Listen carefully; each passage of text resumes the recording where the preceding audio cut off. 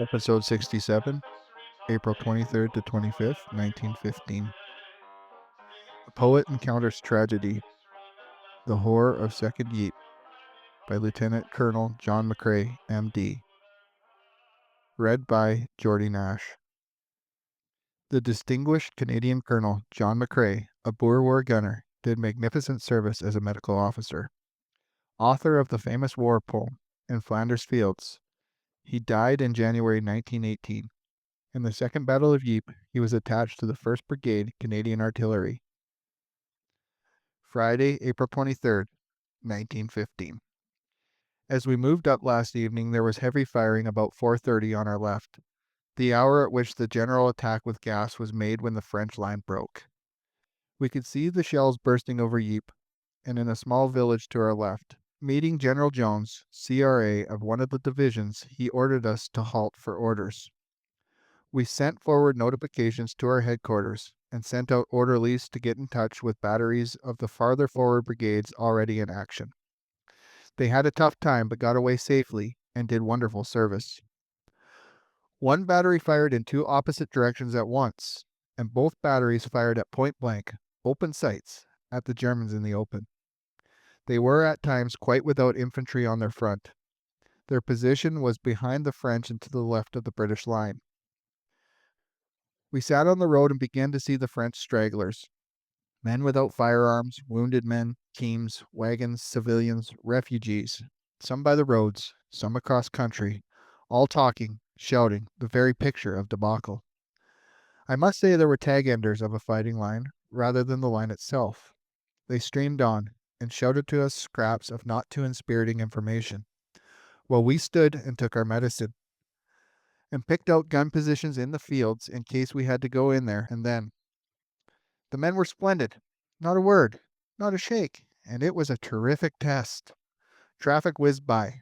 Ambulances, transport, ammunition, supplies, dispatch riders, and the shells thundered into the town, or burst high in the air nearer us, and the refugees screamed.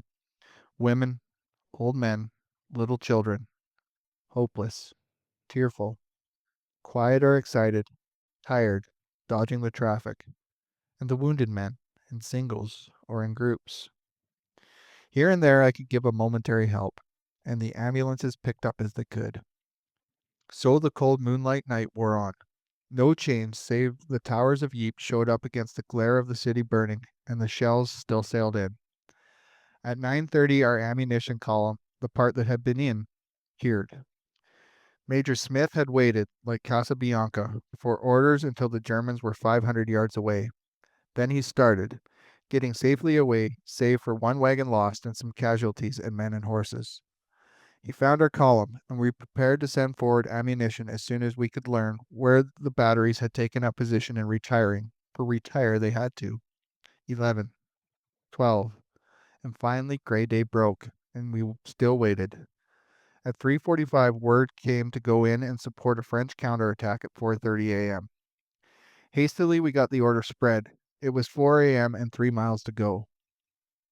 Of one's feelings all this night, of the asphyxiated French soldiers, of the women and children, of the cheery, steady British reinforcements that moved up quietly past us, going up, not back. I could write, but you could imagine. We took the road at once, and went up at a gallop. The colonel rode ahead to scout a position. We had only 4 guns and part of an ammunition column, and the brigade staff. The 1st and 4th batteries were back in reserve at our last billet. Along the roads we went, and made our place on time, pulled up for 10 minutes just short of the position, where I put Bonfire with my groom in a farmyard, and went forward on foot, only a quarter of a mile or so, and we advanced. Bonfire had soon to move. A shell killed a horse about 4 yards away from him, and he wisely took other ground. Meantime, we went into the position we were to occupy for 17 days, though we could not guess that. I can hardly say more than it was near the Ypres Canal. We got into action at once, under heavy gunfire. We were to the left entirely of the British line and behind the French troops, and so we remained for 8 days. A colonel of the RA known to fame joined us and camped with us. He was our link with the French headquarters, and was in local command of the guns in this locality. When he left us 8 days later, he said, "I'm glad to get out of this hellhole." He was a great comfort to us, for he was very capable, and the entire battle was largely fought on our own, following the request of the infantry on our front and scarcely guided by our own staff at all. We at once set out to register our targets, and almost at once had to get into steady firing on quite a large sector of front. We dug in the guns as quickly as we could, and took as headquarters some infantry trenches already sunk on a ridge near the canal.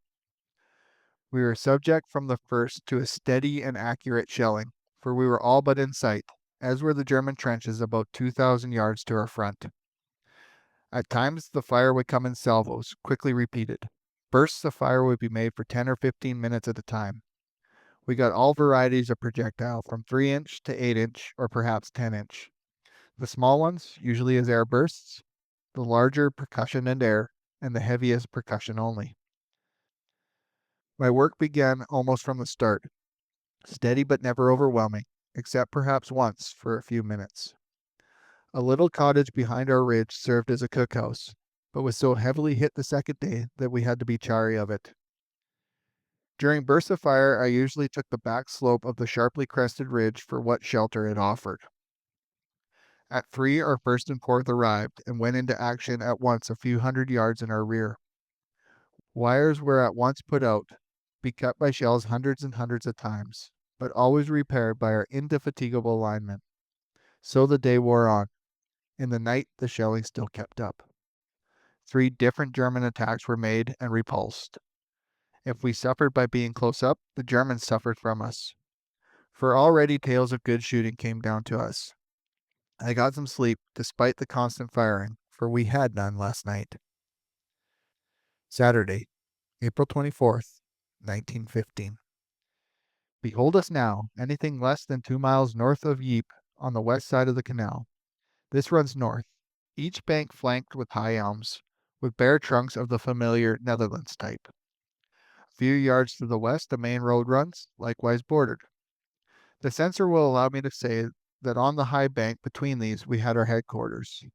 The ridge is, perhaps, 15 to 20 feet high, and slopes forward 50 yards to the water.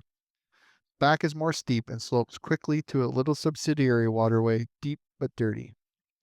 Where the guns were I shall not say. They were not far. The German aeroplanes that viewed us daily, with all but impunity, knew very well.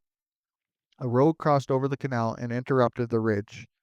Across the road from us was our billet, a place we cooked in, at least, and where we usually took our meals. Looking to the south between the trees, we could see the ruins of the city. To the front on the skyline, with rolling ground in the front, pitted by French trenches, the German lines. To the left front, several farms and a windmill, and farther left, again, near the canal, thicker trees and more farms. The farms and windmills were soon burnt. Several farms we used for observing posts were also quickly burnt during the next 3 or 4 days. All along behind us, at varying distances, French and British guns, the flashes at night lit up the sky. These high trees were at once a protection and a danger. Shells that struck them were usually destructive. When we came in, the foliage was still very thin. Along the road, which was constantly shelled on spec by the Germans, one saw all the sights of war. Wounded men, limping or carried, ambulances, trains of supply, troops, army mules, and tragedies. I used to shudder every time I saw wagons or troops on that road. My dugout looked out on it. I got a square hole, 8 by 8, dug in the side of the hill, west, roofed over with remnants to keep out the rain, and a little sandbag parapet on the back raised so as to prevent pieces of back-kick shells from coming in, or prematures from our own or the French guns, for that matter. Some straw on the floor completed it. The ground was treacherous, and a slip the first night nearly buried James. So we had to be content with walls straight up and down, and trust to the height of the bank for safety. All along the bank were more or less alike, all squirrel holes. This morning we supported a heavy French attack at 4:30. There has been 3 German attacks in the night, and everyone was tired. we got heavily shelled. In all, some 8 or 10 of our trees were cut by shells. Cut right off.